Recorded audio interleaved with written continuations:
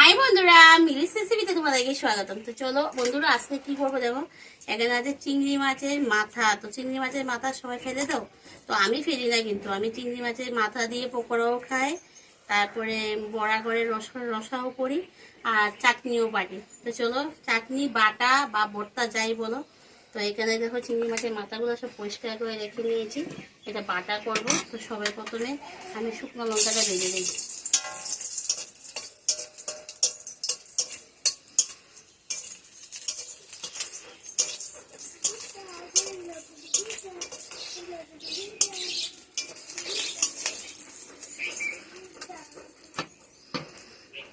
লঙ্কাটা ভেজে নিলাম, এবার কাঁচা লঙ্কা দিয়ে দিলাম, রসুন দিয়ে দিলাম, কিছুটা পেঁয়াজ দিয়ে দিলাম,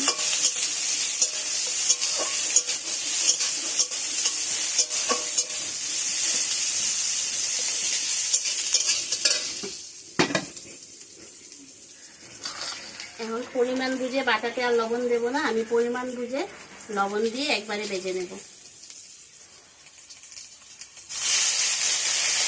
চিংড়ি মাছের মাথাগুলো এর মধ্যে দিয়ে দেবো, অল্পটুক হলুদ দিয়ে দেবো,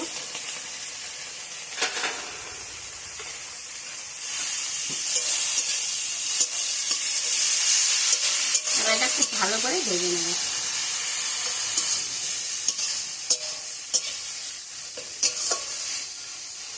এই বাটাটা কিন্তু একটু ঝাল ঝাল হবে, আর বাটাটা যদি ঝাল ঝাল না হয় তাহলে কিন্তু খেতে একদম ভালো লাগে না।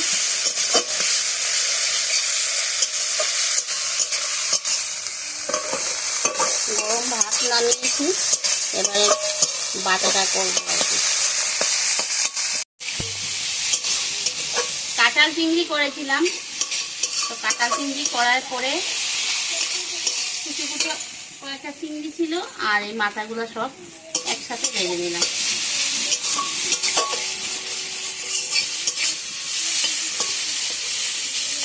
মাথাটা খুব সুন্দর করে ভেজে নিলাম, আর চিংড়ি মাছ অল্পতেই ভাজা হয়ে যায়। তো এবার এটা আমার ভাজা হয়ে গেছে, এবার এটা নামিয়ে নিই। হয়ে গেল, চলো এবার নামিয়ে নিই। সেই গরম। এবার এই যে চিংড়ি মাছগুলো সব দিয়ে দিলাম এর মধ্যে।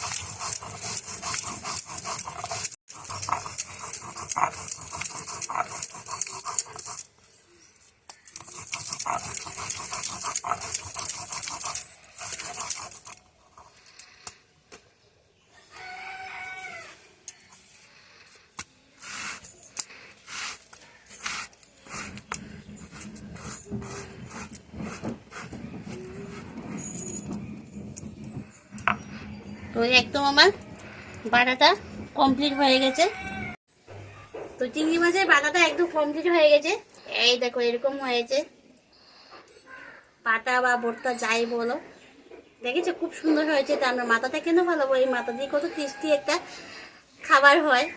তো খুব টেস্টি করে বানিয়েছি।